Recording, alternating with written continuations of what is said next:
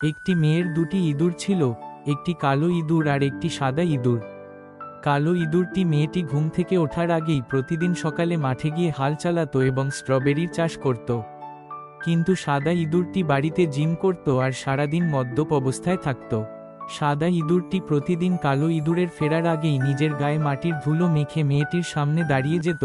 মেয়েটির মনে হতো ঘরের সব কাজ সাদা ইঁদুরই করে, তাই সে প্রতিদিন সাদা ইঁদুরটিকে ভালো করে গোসল করিয়ে দুধ খাওয়াত এবং তাকে বেশি ভালোবাসত। অন্যদিকে সরল কালো ইঁদুরটি রোদে পুড়ে সবজি বিক্রি করে ঘরের জন্য টাকা উপার্জন করত। একদিন মেয়েটি নিজের পায়ের হাড় দেখাতে ডাক্তারের কাছে গেল।